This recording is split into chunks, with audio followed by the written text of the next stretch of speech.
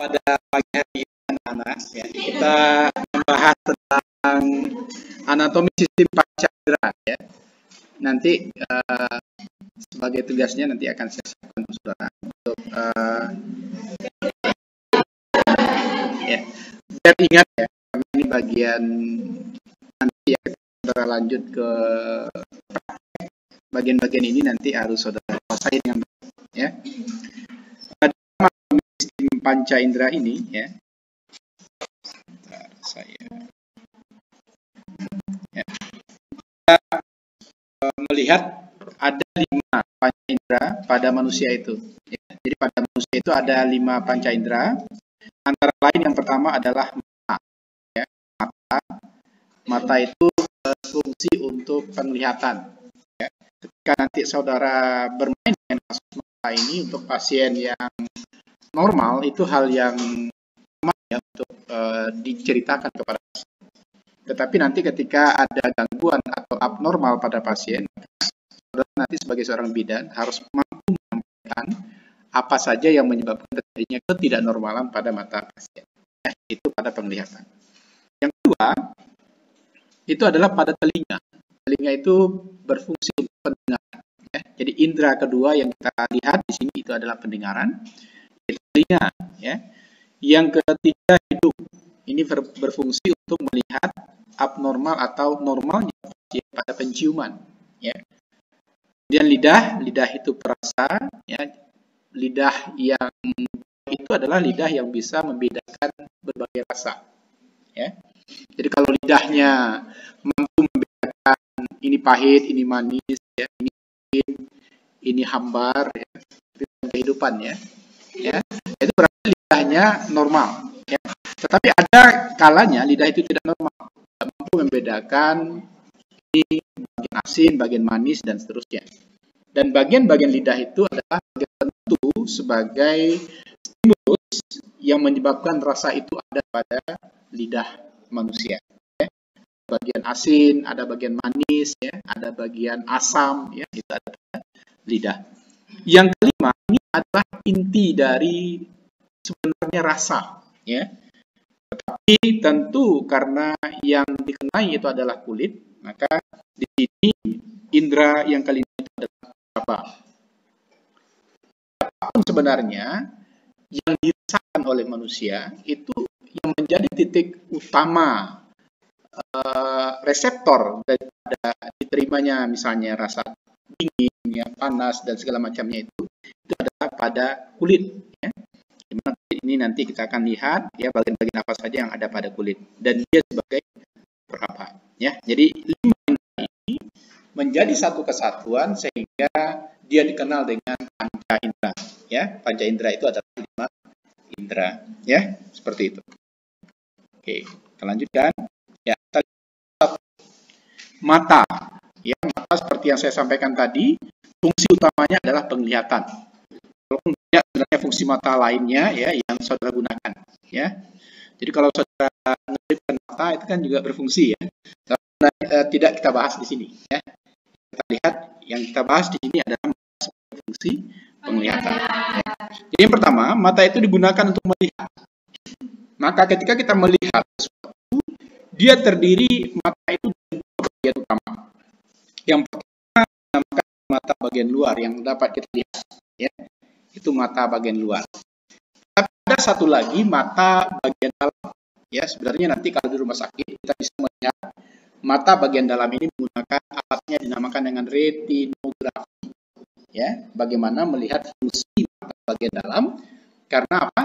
Karena yang menangkap semua benda-benda di luar mata itu adalah retina. Ya, makanya alat namanya untuk melihat apakah mata itu dalam keadaan normal atau tidak. Di rumah sakit kita namakan dengan retinografi. Ya, nah itu adalah yang melihat mata bagian dalam. Tapi sebenarnya ketika kita melihat mata bagian luar pasien, itu biasanya kita bisa memprediksi apa yang terjadi pada bagian dalam mata pasien, terutama ketika pasien menyampaikan ada keluhan, misalnya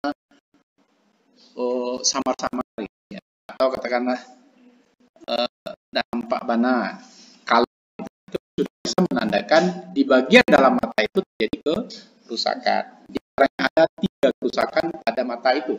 Ya. Yang pertama yang kita kenal dengan miop, ya. Tidak bisa melihat jauh. Yang kedua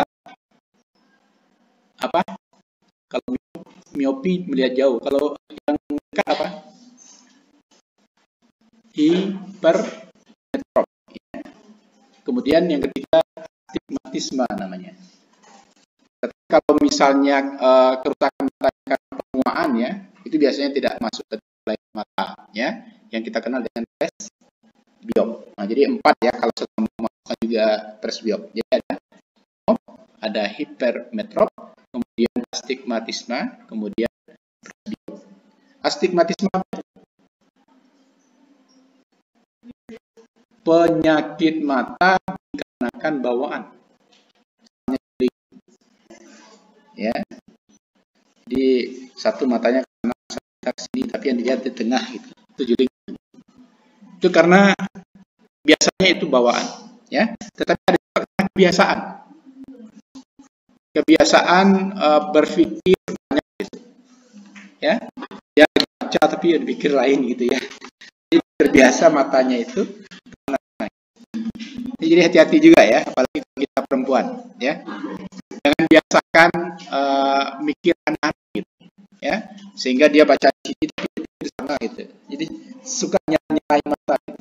Akhirnya matanya juling, ya. Ya, itu karena kebiasaan. Tetapi kebanyakan itu adalah karena keturunan, ya, generatif. Kita lihat mata, ya, seperti yang saya sampaikan tadi, mata itu ada alis mata. Ini di sini, ya. Jadi kalau saudara nanti ini perempuan juga ini, ya. Padahal alis matanya itu berfungsi untuk mengamankan mata. Tuh. Ya. Itu berbahaya itu. Karena alis mata itu berfungsi untuk melindungi mata dari keringat. Jatuh keringat ke mata, perih mata. Sehingga terjadi seperti itu, terjadi kerusakan pada mata. Kenapa? Karena keringat pada mata itu mengandung asam dan basa kuat yang tinggi, ya, sehingga bisa merusak mata. Hanya ini alis mata, ya. Yang kedua ada kelenjar air mata. Jadi ketika saudara misalnya terlalu gembira gitu, ya, terasa nggak ketika sangat gembira begitu keluar air mata? Itu berfungsi untuk kelenjar air mata untuk melindungi mata dari gangguan-gangguan dari luar. Atau misalnya tidur, ya, keluar air mata, ya, itu gunanya adalah untuk membersihkan mata itu dari kotoran, ya, walaupun nanti sudah mencuci muka, ya, atau mencuci wajah, tetapi sebenarnya mata itu sudah bisa melindungi mata itu sendiri yang dengan mengeluarkan kelenjar air mata, ya. Kemudian ada bulu mata. Menurut saudara berguna nggak bulu mata itu? Apa gunanya? Debu, ya, mencari debu. Kemudian kalau seandainya ada misalnya mata dimasuki misalnya benda-benda asing, itu dengan ada bulu mata itu bisa dikeluarkan, ya. Coba kalau bulu mata pendek, itu yang bulu mata pendek di sini. Ya, itu susah, ya. Kalau seandainya ada benda asing masuk ke mata, ya. Yang bagus itu ya bulu mata nanti ke sini, jadi enak, ya. Jadi kalau seandainya ada benda asing masuk ke mata, ya. Kemudian ada kelopak mata. Ini kelopak mata ini tergantung juga ada normal atau tidak, ya. Jadi kelopak mata dan bulu mata itu berfungsi untuk melindungi mata dari benda-benda asing, ya, seperti yang saya sampaikan tadi. Kelopak mata itu juga berfungsi untuk melindungi mata dari benda-benda asing. Kalau saudara lihat bentuk mata teman-temannya beda-beda, kan? Ya. Itu sebenarnya mengikuti bentuk wajah, ya. Jadi kalau kita lihat ciptaan Tuhan itu sudah sangat sempurna, ya. Ya, kalau ada orang yang wajahnya kecil, matanya juga ikutan kecil.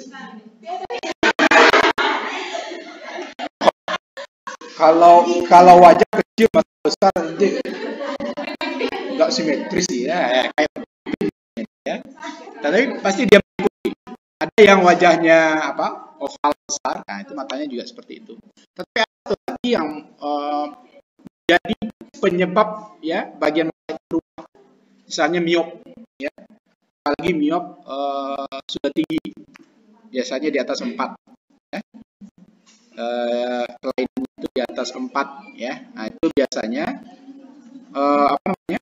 lensa matanya itu membesar, seperti keluar itu. Pernah nggak lihat? Pernah ya? Nah, lagi silindris dia, apalagi silindris. Nah, itu bisa merubah bentuk kelopak mata itu ya.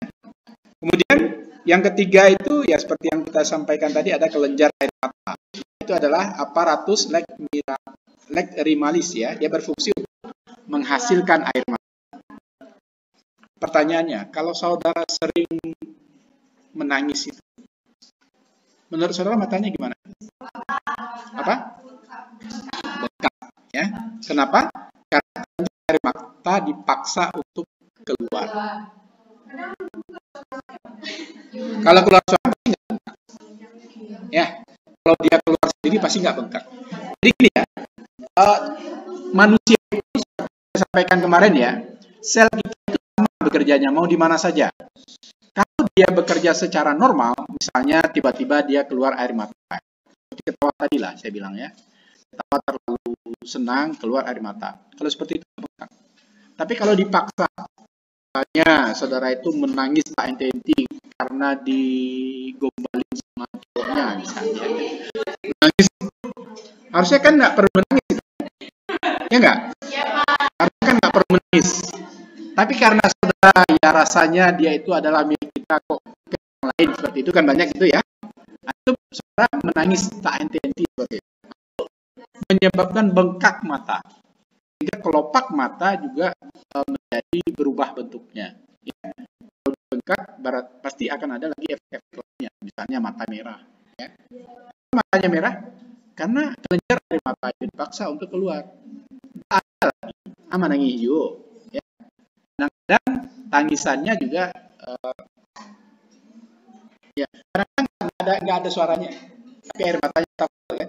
Nah, perempuan kan kayak gitu ya. Kan ada ya. Takkan aja dan itu air motornya dua kan, tapi dipaksa itu ya. Tapi itu dipaksa. Nah, inilah kenapa ya sering disampaikan perbedaan antara laki-laki dan wanita itu ini.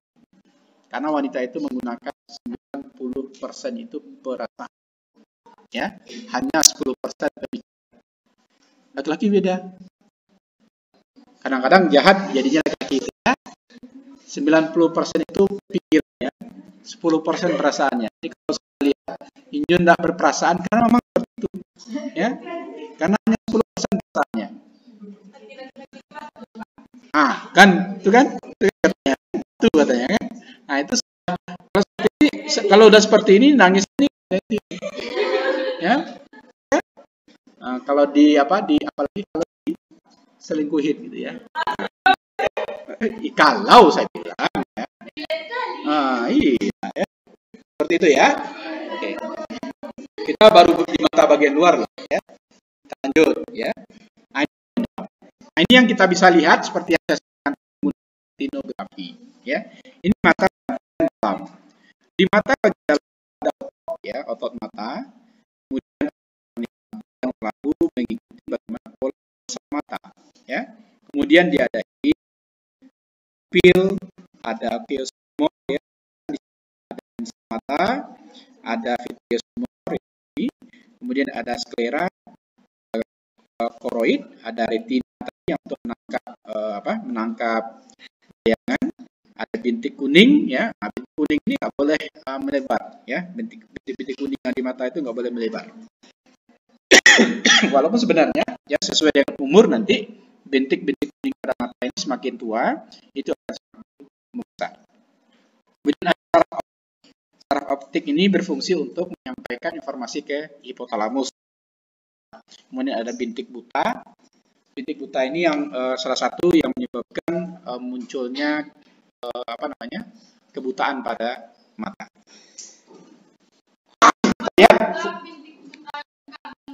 Ya, ya. Jadi gini, Kenapa bintik buta itu menyebabkan bisa kebutaan pada manusia itu? Ya, kalau ingin melihat seperti gerhana, ya, gerhana bulan, ya, ketika ditutup sama benda-benda lain, bulannya tertutup sehingga bulan tidak bisa menyampaikan.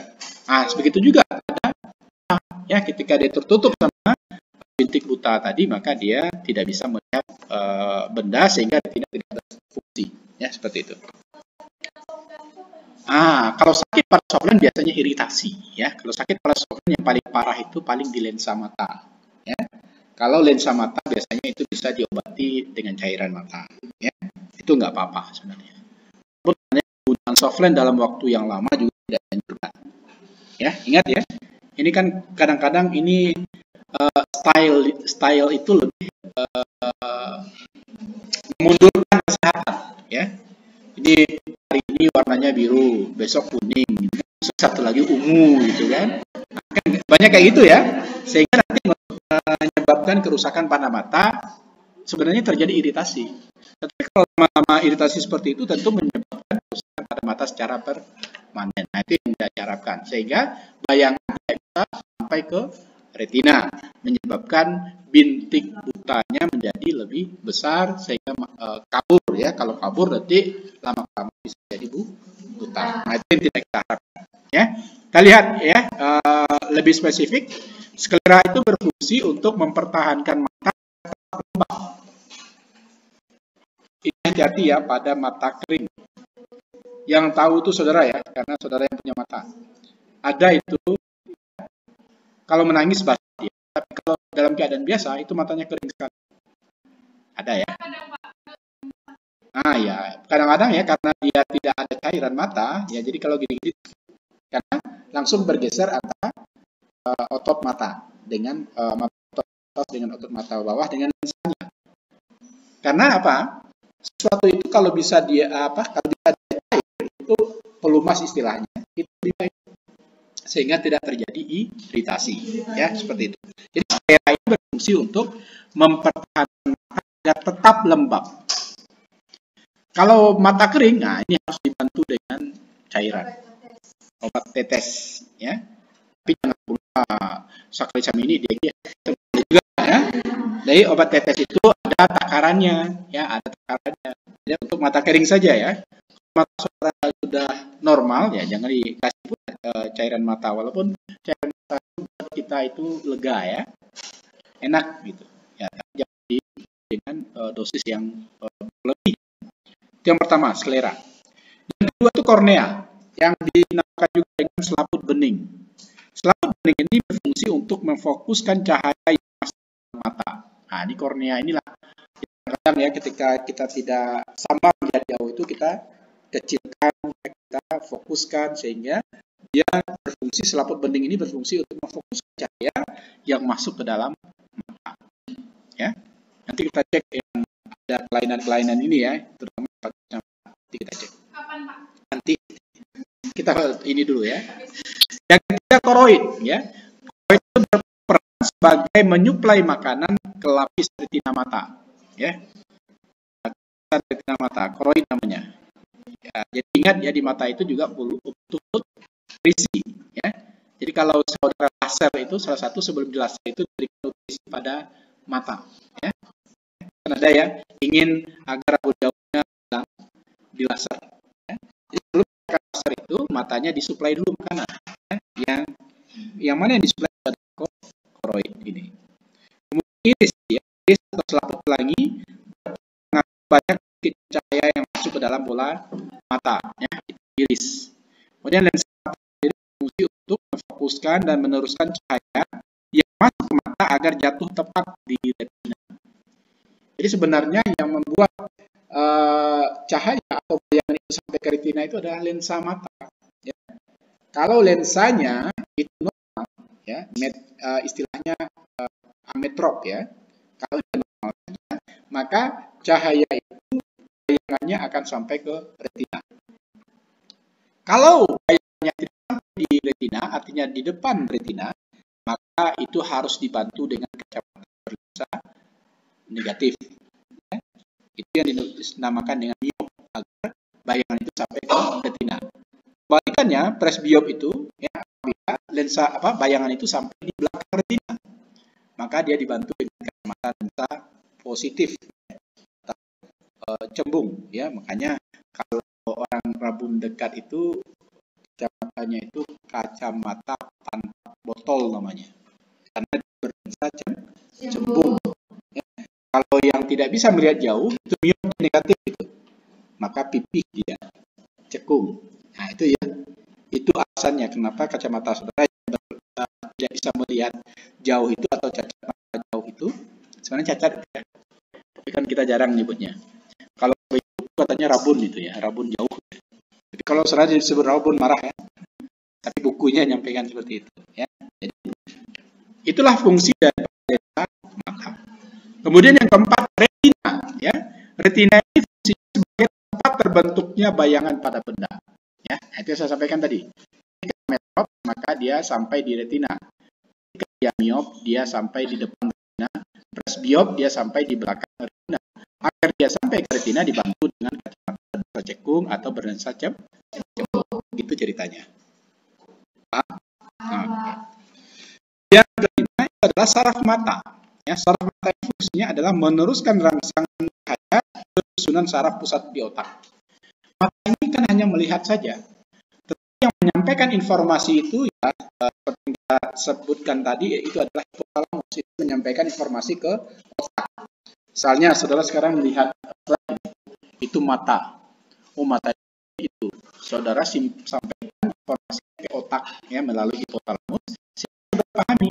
Sehingga saudara simpan itu di mana? Di otak ya. Sehingga saudara bisa ingat ya apa yang saya sampaikan. Paham? Ini cara kerja mata. Cara kerja mata itu dimulai dari otot berkontraksi menarik koroid ya. Ini cara kerjanya.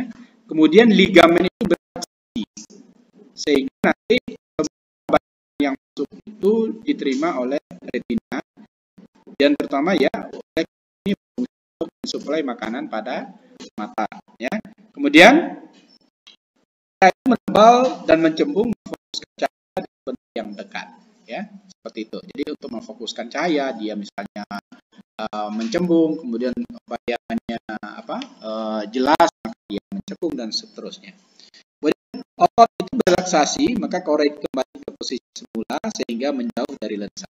Kemudian ligamen itu menarik lensa sehingga lensa memfokuskan cahaya dari lensa dari benda yang jauh ya, seperti itu.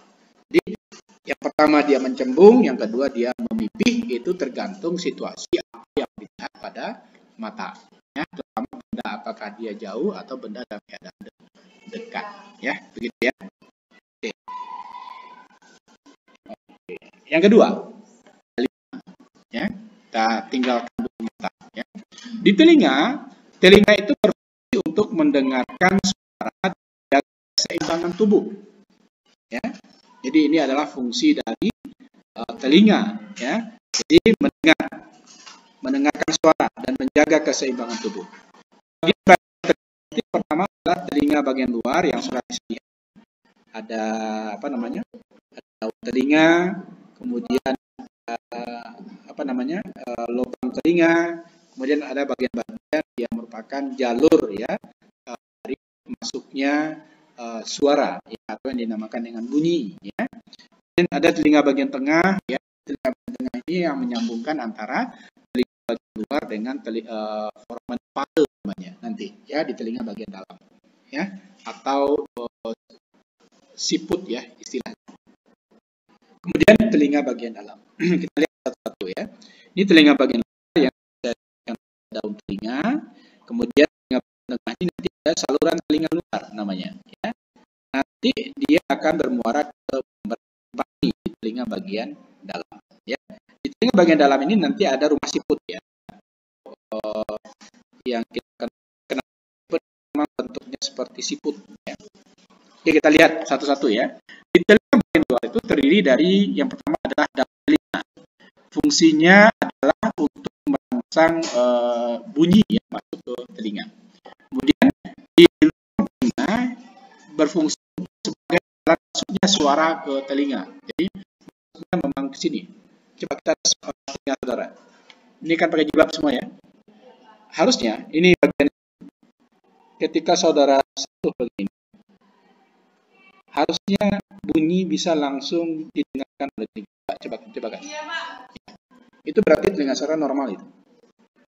Tetapi kalau seandainya di telinga ini masalahnya, barangkali kita semua masalahnya sama ini. So, berapa kali ke dokter THT selama hidup? Nah, belum pernah ya. Padahal ke dokter THT itu minimalnya 1 kali 6 bulan. Ya, kan? Kita kalau tidak pernah merasakan sakit, nggak pernah kan? Jadi kalau kita cek itu ya di bagian telinga bagian dalam saudara itu sudah banyak cadangan devisa itu. Mungkin cadangan devisanya sudah membatu mungkin. Karena sudah mulai dari lahir sampai sekarang tidak pernah dikeluarkan. Ya kan? Ingat ya, pemakaian cotton bed itu tidak dianjurkan sebenarnya. Kecuali saudara hanya membersihkan bagian luar. Ya? Maka kenapa penting kita ke dokter THT itu untuk mengangkat cadangan devisa yang sudah membatu ya di telinga kita. Sehingga kadang-kadang kalau kita telinganya sudah banyak tumpukan itu jadi ada gitu. Kenapa nggak terdengar gitu? Ada. Apalagi pasca mandi gitu. Ada nggak? Tersumbat? Iya ya. Nah, kalau itu berarti sudah tanda-tanda ya adanya gangguan pada pendengaran. Ya.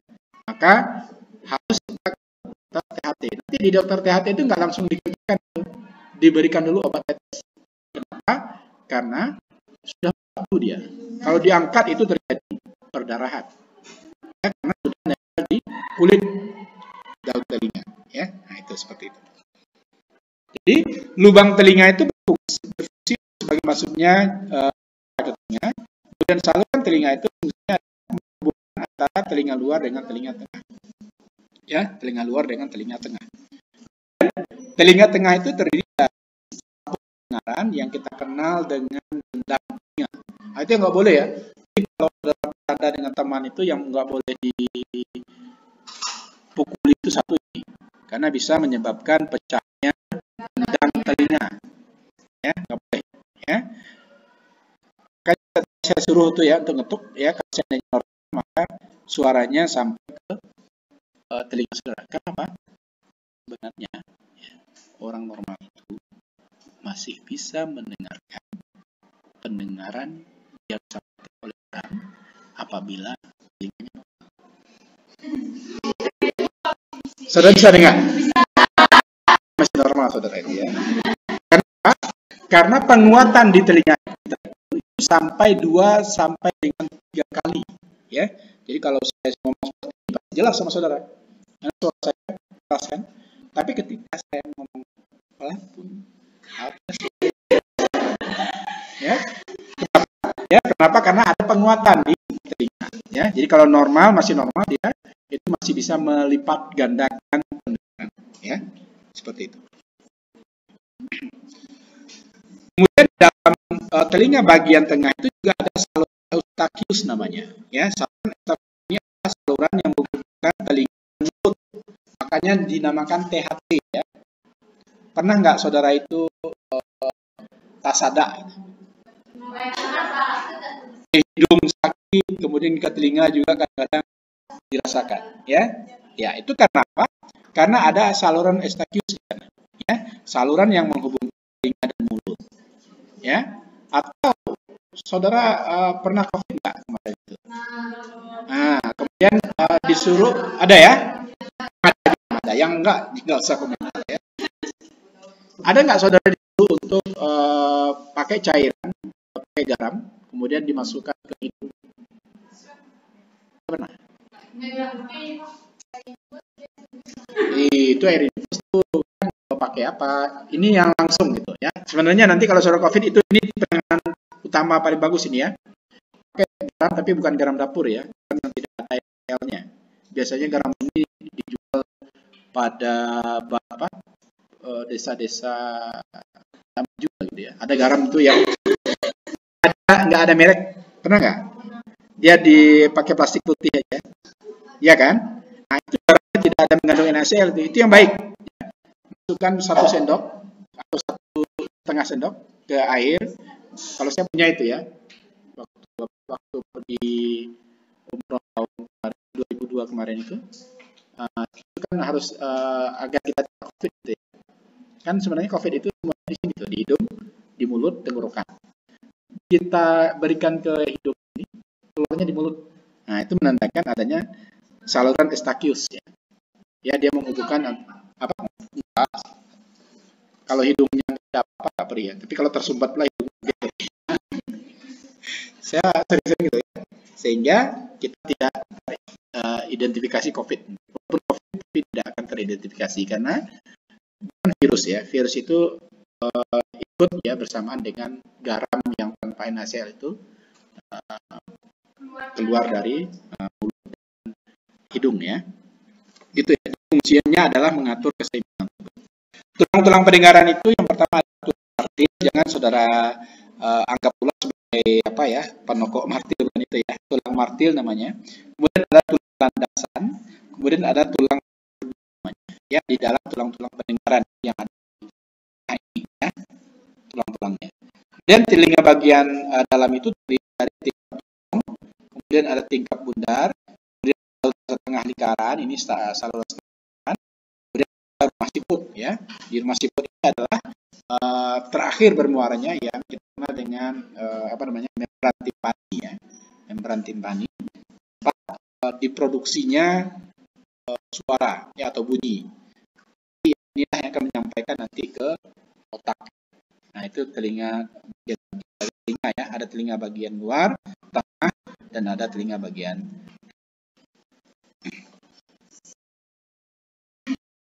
Iya, ini cara kerjanya ya. Suara ya. Suara itu ya, ingat tempat suara masuk itu adalah perantara.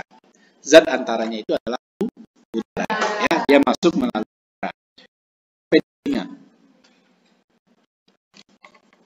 Saudara ini pernah nggak bisik-bisik?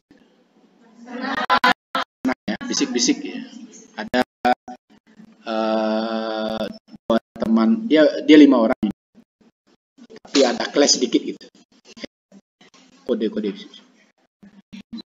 Itu saudara bisa dengar dengan baik nggak? Harusnya saudara bisa dengar dengan baik. Kalau tidak, atau saudara tuh ada gangguan di telinganya gitu ya. Ya. Harusnya bisa didengar. Ya, itu adalah perantara udaranya kecil. Ya, tetapi ya inilah apa ya? Kenapa manusia itu lebih sempurna? Sebenarnya tidak pun saudara mendengar suara, saudara melihat gerakan suara, gerakan bibir saja, kita bisa juga mengartikan.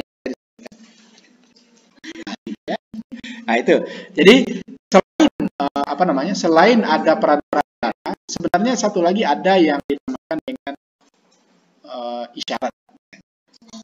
Orang kan gini-gini aja kita juga tahu, apalagi kalau pakai mata gitu ya, pakai mata, ya. Nah, tapi kalau mata seperti ini ya, harus ada zat perantara. Zat perantaranya itu adalah melalui darah. Kemudian sampai ke telinga, kemudian telinga itu masuk ke gendang telinga. Gendang telinga inilah yang bisa dia ada amplifier di sana. Teruskan oleh tulang pendengar ke ujung saraf. Ya, dia masuk di ujung saraf itu masuk ke otak. Ya, ujung saraf itu ada 3 bagian di sana. Ya, ada 3 bagian nanti kita lihat. Ya, kemudian di otak itu disampaikan ke otak agar diolah sehingga kita dapat. Nah, ya. Jadi ini ada lubang telinga, kemudian ada telinga seperti speaker ya. Nah, makanya kita menggandakan ya, berfungsi sebagai amplifier. Kemudian ini masuk itu, nah, saraf ke otak. Ini saraf tujuh yang memberikan informasi itu ke otak sehingga kita bisa menerjemahkan apa yang disampaikan oleh orang lain. prosesnya kan panjang itu. Tetapi kita dengan cepat bisa memahami. Berarti dalam proses yang panjang itu, dia memiliki kemampuan ya tubuh kita untuk visual apapun yang disampaikan oleh orang lain. Sebenarnya fungsi tubuh kita itu mengandung AI, ya. AI itu daripada artificial intelligence, ya. Jadi pendengaran kita itu juga memiliki kecerdasan. Ya. Maka kecerdasan itulah yang menjadi manusia itu cepat memahami. Ya. Padahal kalau prosesnya ini kita sampaikan panjang, gitu, kan? Tapi saya sampaikan, saudara bisa langsung memahami. Saya sampaikan, saudara bisa langsung memahami. Artinya pekerjaan dia telinga itu bekerja secara optimal dan sarafnya pun juga bekerja secara optimal sehingga saudara memahami apa yang saya sampaikan. Jadi kalau orang lain Lola itu loading, ya, file apa Pak? Nah, duduklah situ. Mengapa? Berarti bunyinya sampai, tetapi pekerjaannya terjadi apa namanya? Perlambatan sehingga informasinya ke otak tidak sampai secara optimal. Ya. Asa aja, su aja. Tak ada duduk ya kan. Nah, itu terjadi permasalahan ya. Itu ada. Kalau di hewan itu ke ledai. Kalau ledai itu misalnya sana ada lubang. Dia jalan, kemudian dia jatuh ke lubang. Besoknya disuruh lagi jalan, jatuh lagi dia di lubang itu. Ya. Besok disuruh jalan lagi, jatuh lagi di lubang itu. Maka di dalam Al-Quran dikatakan kita jangan seperti keledai. Jadi harus ada pembelajaran ya, itu yang AI ya, cerdasan di dalam otak kita ya, yang digunakan artificial intelligence, kecerdasan ya, sehingga kita mampu menangkap informasi yang diberikan oleh orang lain dan kita bisa menerapkannya dalam kehidupan kita. Begitu ya. Lanjut. 3. Hidung. Penciuman berfungsi sebagai indera pencium dan alat pernafasan. Kalau di indera fungsinya adalah penciuman sebenarnya. Kalau di respirasi, baik itu inspirasi maupun ekspirasi, berfungsi sebagai pernafasan. Jadi ada dua kerja hidung ini. Tetapi yang di sini adalah hidung yang berfungsi sebagai indera penciuman. Bagian-bagian hidung itu pertama ada lubang hidung. Yang kedua ada batang hidung. Yang ketiga ada rongga hidung. Ya, jadi hidung sempurna itu ada ini. Ini ada batangnya Pak, tapi sekete. Batang hidung juga namanya itu ya. Ya, saya kan hidung saya nggak mancung juga ya. Yang penting ada batang hidung. Jangan dicari lo hidung itu apa? Ya, langsung lo carinya hidung. Hidung. Iya. Ada kok, ada batangnya ada. Jangan nggak percaya Pak. Ya. Ini bagian-bagian hidungnya ya. Jadi dalam hidung itu yang menjadi dia bisa menjadi apa namanya berfungsi untuk penciuman itu yang pertama ada di sana sel-sel olfaktori. Di mana sel-sel olfaktori ini berfungsi untuk menyampaikan informasi ke hipotalamus ya. Sama dengan bagian lain di dalam tubuh kita ya, seperti yang saya sampaikan ya. Di hidung pun juga ada saraf-saraf yang menyampaikan ke otak ya melalui hipotalamus ya. Di mana rongga hidung itu terdiri dari rambut hidung. Rambut hidung itu berfungsi untuk menyaring udara yang dihirup. Ya. Jadi kalau tidak ada misalnya rambut hidung, ya rambut hidung ya, rambut hidung. Kita sering bilangnya bulu hidung ya. Harusnya ini rambut. Yang tumbuh di dalam tubuh manusia itu adalah rambut. Adonan bulu salah tuh. Ya. Ini salah-salah ya. Apalagi saudara ya nyampaikan pula ke pasien bulu hidung panjang banget. Nggak boleh ya. Rambut hidung ya. Bulu ketiak nampaknya nggak boleh ya. Rambut ketiak ya, apapun yang ada di dalam rambut ya. Kemudian di dalam rongga dari lapisan lendir berfungsi sebagai pelembab. Di mata tadi ada air kelejat, fungsinya untuk pelembab. Di Di hidung juga seperti itu. Ada lapisan lendir, fungsinya juga sebagai pelembab. Artinya di dalam tubuh kita itu panas. Kalau saudara cek tubuh kita, wajah kita saja menggunakan termografi. Termografi itu adalah alat untuk mendeteksi panas di dalam tubuh kita. Maka di bagian ini warnanya biru ini. Menandakan tubuh kita itu dalam keadaan panas. Kenapa panas? Karena terjadi oksidasi biologi di dalam tubuh. Pembakaran di dalam tubuh. Sehingga apapun yang ada di dalam tubuh kita itu panas. Kalau merosok tangan orang, bakok dingin bana, sakitnya tuh. Ya. Jadi tubuh kita kalau seandainya dia normal, maka dia hangat lah ya. Kalau tidak mau dikatakan panas. Panas biko panjang. Angin bana lo pak hangat, oke lah hangat. Kenapa hangat? Karena terjadi oksidasi biologi di dalam tubuh kita. Begitu juga di hidung. Ya. Di hidung itu terjadi respirasi. Ada inspirasi dan ada ekspirasi. Sehingga proses menghirup dengan mengeluarkan itu terjadi panas. Ini saja apa? Pasti panas. Itu ya, angin ya. Itu menandakan bahwasanya harus ada lapisan lendir yang berfungsi untuk pelembab.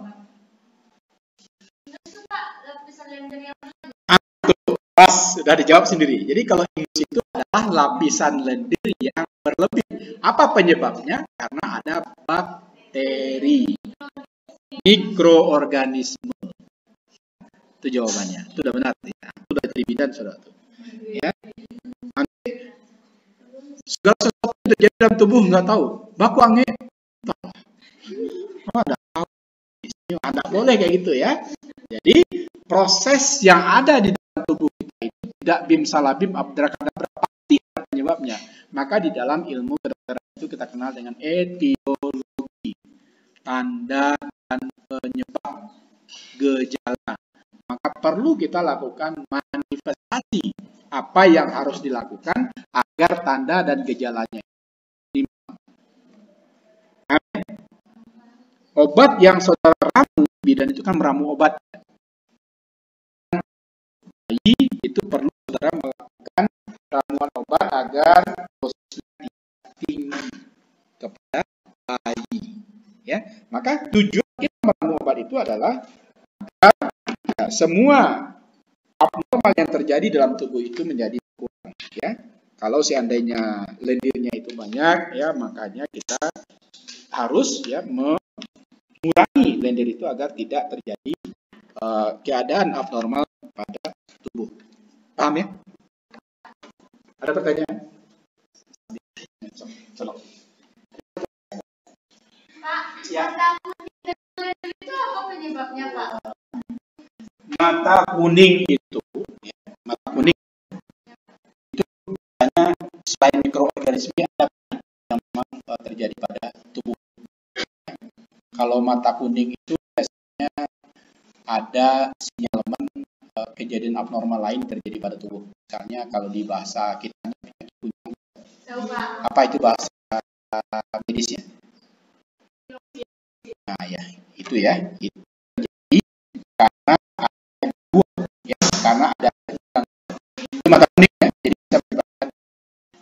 Atau karena memang baik sampai mikroorganisme juga ada yang terjadi pada misal dicap ya, harus dilihat ya, pasiennya baru kita bisa menegakkan diagnosa.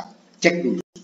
Cek itu apa? Untuk menegakkan diagnosa itu, seorang dokter itu harus yang pertama melakukan analisa, ya, yang kedua melakukan cek laboratorium, yang ketiga cek fisik, baru diagnosa.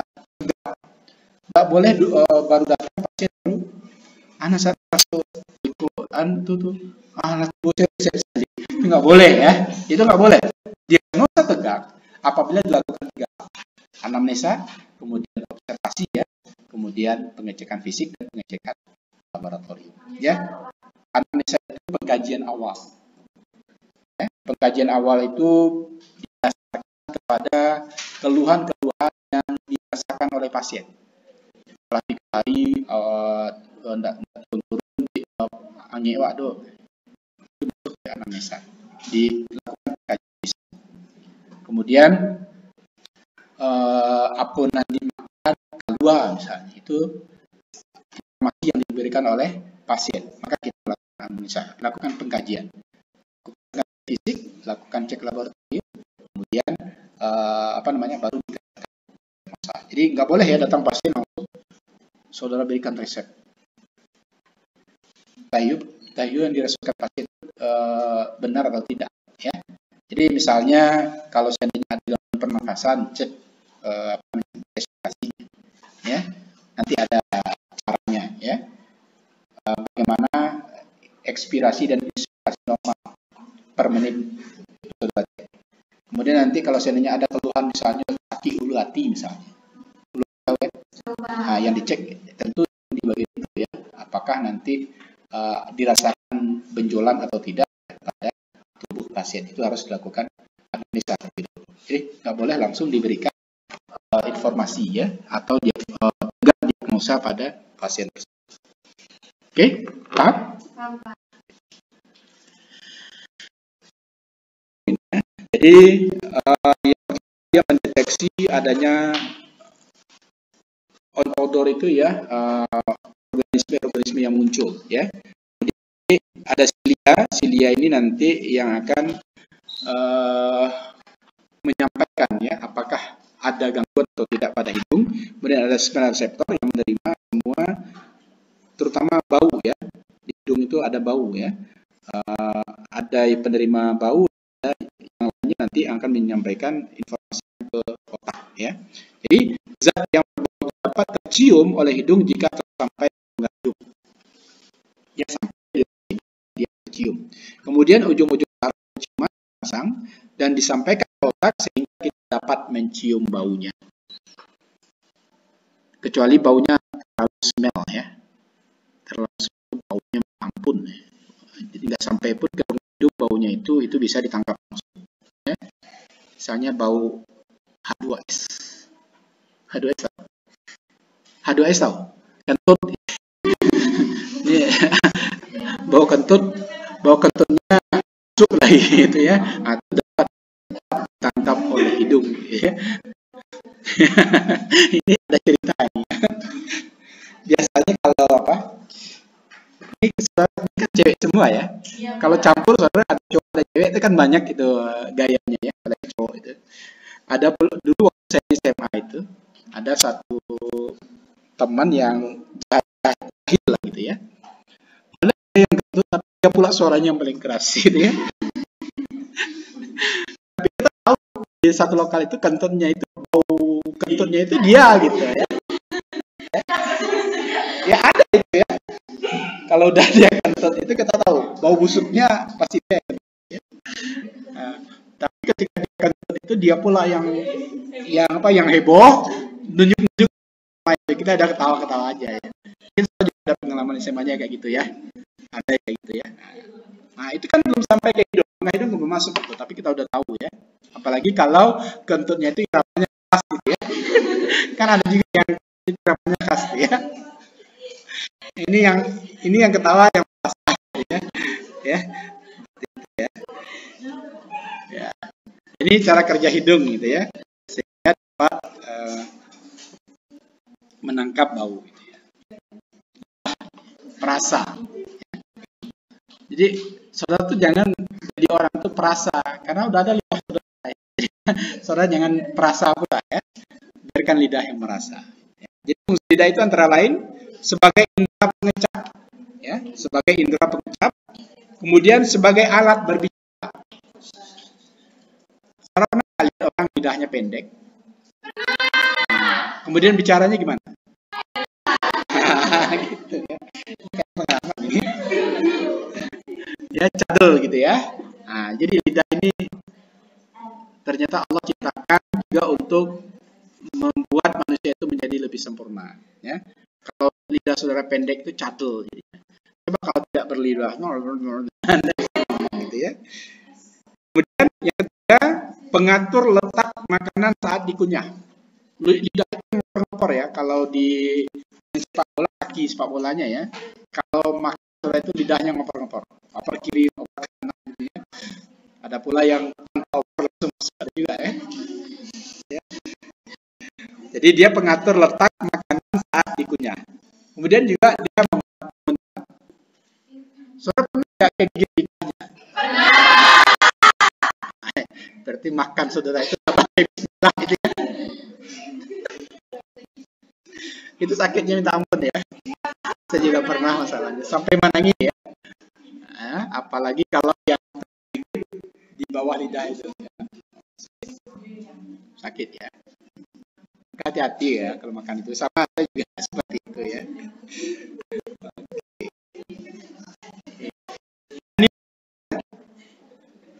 Ini lidah dan bagian-bagiannya.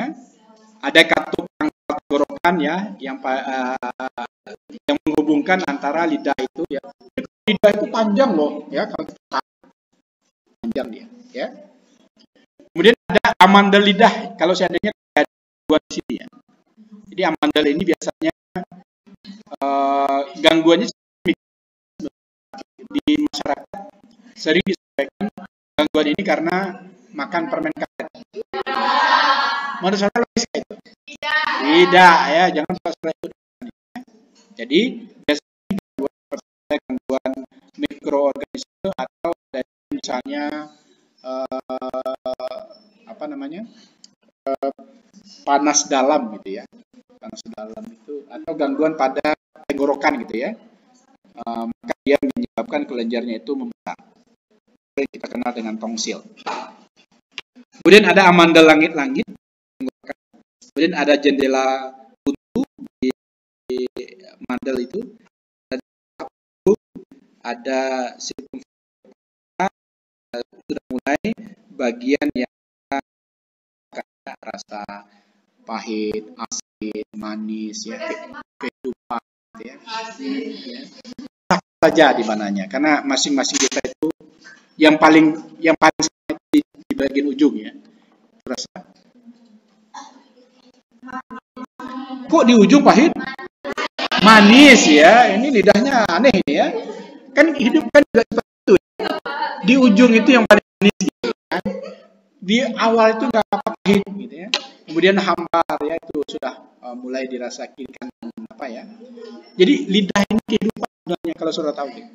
Jadi jangan saudara ingin hidupnya manis saja. Masa ujung lidah saja yang berfungsi gitu. Pangkal lidahnya bagaimana gitu.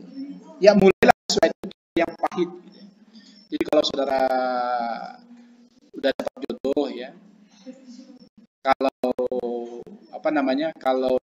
menjalani kehidupan pahit bersama itu, ingat lidahnya. Di pangkal lidah kita itu pahit. Ya. Kemudian mulai mau ke ujung di pangkal lidah bagian kiri kanan itu sudah ada rasa lain, ada rasa asin, hambar gitu ya. Itu kehidupan sebenarnya. Asin mungkin karena saudara berusaha dengan calon suaminya jatuh bangun, asin kehidupan gitu ya. Utang kiri kanan, tapi jangan utang ya. Utang nggak boleh ya. Kemudian nanti baru di ujungnya itu manis gitu. Nah, ini kan lidah sebenarnya itu kan lidah. Jadi kalau kita belajar ya, ini kenapa kita belajar itu di sini ya. Jadi ketika kita lihat indera kita saja seperti itu, ada bagian. Kenapa di bagian awal itu pahit? Karena dia menghubungkan satu dengan yang lain, ya ada pangkal lidah itu dengan bagian tenggorokan. Ya. Kenapa hidup kita di awalnya pahit? Karena menyatukan banyak orang, dua keluarga yang dulunya asing menyatu, dua manusia yang sifatnya saja berbeda disatukan, tentulah pahit, iya, ya kan? Nah, jadi kalau saudara mau belajar dari kehidupan itu, belajar dari lidah, ya. Di ujungnya itu manis gitu, ya. Nggak apa-apa itu bangun dulu, ya. Silahkan jalani kehidupan itu dengan ya bagaimana nasib saudara gitu. Akhirnya pasti akan manis. Ya.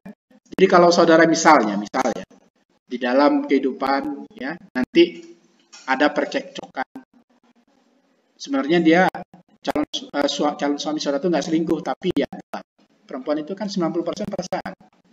Mengecek sih produksi waktu itu selingkuh kan. Padahal sedang bisnis gitu ya. ingat aja lidah gitu ya. Kita ingin menyatukan banyak yang berbeda agar sama. Ingat, insya Allah di akhirnya manis itu. Ya. Udah ada pasangannya ini belum? Oh, berarti saya bercerita untuk nanti ya. Jadi ya, di permukaan lidah itu terdapat papila, ya, yang di dalamnya terdapat ya, selaput yang berlendir. Makanya lidah kita itu selalu ada lendir. Ya. Tujuannya itu adalah agar dia bisa melumas makanan. Ya. Ngopor kiri kanan itu kalau dia tidak ada lendir jatuh-jatuh dia. Tapi ketika dia ada lendir nyatu dia. Ngopor kiri kanan dia aman. Ya. Kemudian di bagian lidah itu berdasarkan kemampuan ujung-ujung saraf mengecap rasa manis, rasa asin, rasa asam, dan rasa pahit. Ya. Dalam lidah. Ya. Jadi kalau ada yang bertanya, rasanya ada nih, ada biru, ada sweetnya. Ini di ujung lidah itu sweet. Ya. Pedas itu sama aja dengan warna dicampur gitu ya. Ya. Kan warna utama kita apa? Nah, pedas campuran misalnya dari rasa apa dengan rasa apa. Letaknya itu di mana? Ya, itu rasakan. Pasti itu akan berbeda-beda ya. Apalagi saudara yang tidak pernah makan mempedulikan rasa di lidah. Juga kan kita kan? Pokoknya masuk gitu ya. Tapi kalau saudara menikmati makan, misalnya makanannya mahal gitu ya. Ya kan? Makan mahal. Makannya di tempat favorit lah ya. Apalagi kalau di depannya ada siapa gitu ya. Itu kan makanan nikmati. Baru kita bisa merasakan, oh, di sini ternyata manis. Di sana di sini asin ya, di sini pahit ya. Rasa cabai itu di mana? Ya, di antaranya ya, campuran antara asin dan pahit ya. Itu di sana kita merasakan rasa pedas dan segala macamnya. Ya. Yang jelas rasa pedas itu apabila air mata saudara keluar gitu ya. Ya, itu rasanya. Ini cara kerjanya, ya. Jadi ada gustatory cortex ya di insula, ada thalamus di sini yang facial nerve, ya nervousnya, sarafnya. Kemudian ada glossopharyngealnya di sini, ada ini medulla oblongatanya. Cara kerjanya, makanan dan minuman yang masuk ke mulut dapat merangsang saraf-saraf yang ada pada lidah. Selanjutnya saraf-saraf tersebut menyampaikan ke otak sehingga kita dapat merasakan apa yang kita makan dan apa yang kita minum. Yang kita minum itu ada rasanya kan? Ya, walaupun air putih itu ada rasanya. Itu lebih mineral. Enggak. Walaupun rasa tawar itu ada ya. Di lidah itu ada. Walaupun kebanyakan yang kita rasakan itu lega ya, tapi sebenarnya ada rasanya, ya, ada rasanya. Oke ya. Dan saudara itu kan perasaannya 90% rasa yang harus saudara rasakan ketika minum ya. Nih terakhir kulit, ya. Kulit peraba, ya. Di mana fungsi kulit ini sebagai indera peraba, sebagai pelindung tubuh dengan melapisi seluruh permukaan tubuh, ya. Ini kulit.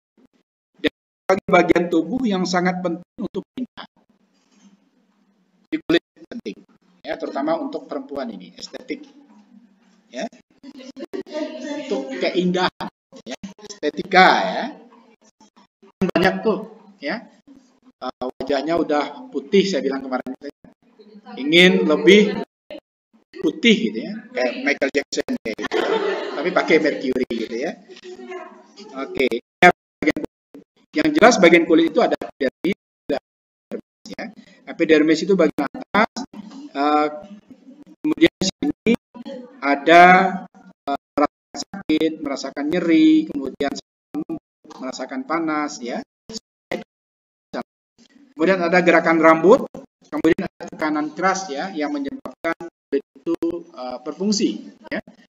Dalam lapisan luar atau epidermis itu terdiri dari kulit ari, ya. Di mana kulit ari itu berfungsi untuk melihat masuknya bakteri, ya, dan tempat penguapan air dari dalam tubuh, ya, itu kulit ari.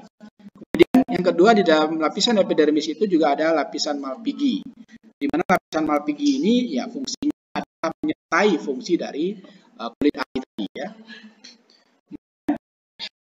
adalah lapisan dermis namanya. Di mana lapisan dermis ini terdiri dari yang berfungsi sebagai sensor peraba.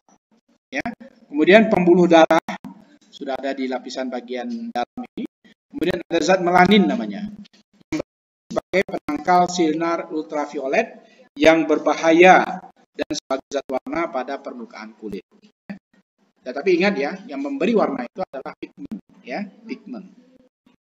Jadi lemak berfungsi sebagai mengendapkan air di kulit agar kulit tetap gelap. Kemudian ada kelenjar keringat untuk mengeluarkan keringat, dan yang keenam keringat berfungsi untuk mememasi kulit agar tidak kering. Oke ya. Jadi kalau kulit saudara itu sehat, kalau saudara ini tidak berjejak ya.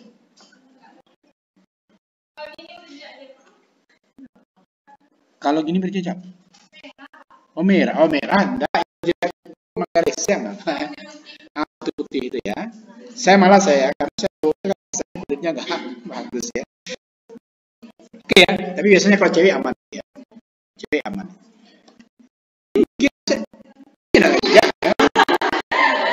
Apa yang ada jejak?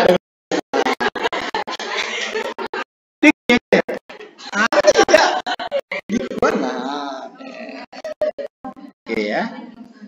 Ini agak tidak berjejak begini dia. Padahal berjejak lagi ya. Oke. Kerjanya ya. Jadi di sini ada impuls mencapai sel otak. Ya. Reseptor itu adalah indera pengawas ya. Misalnya saudara merasakan hawa dingin misalnya. Itu kan pertama kali yang merasakan itu kulit. Yang merasakan pertama itu kulit. Kemudian saraf-saraf sensorik di sistem saraf sebagai komandan lapangan meneruskan apa yang telah dideteksi oleh pengawas. Kemudian impuls-impuls mencapai sel otak ya, sehingga nanti disampaikan, oh ini pakai jaket gitu ya. Nah, itu yang disampaikan. Di sini dikatakan kulit itu menerima rangsangan ya, melalui ujung-ujung saraf peraba dan diubah dalam bentuk impuls ya. Diubah dalam bentuk impuls diteruskan ke otak melalui urat saraf. Kemudian otak mengelola rangsangan dan mengirim kembali perintah ke tubuh untuk menanggapi rangsangan tersebut. Ya, itu cara kerja kulit. Oke ya.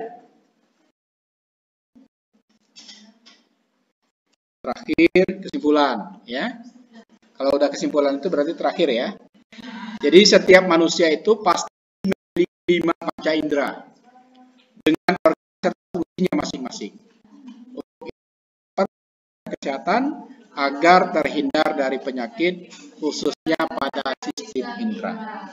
Oke ya, di kesimpulan pasti istilahnya terima kasih ya. Oke.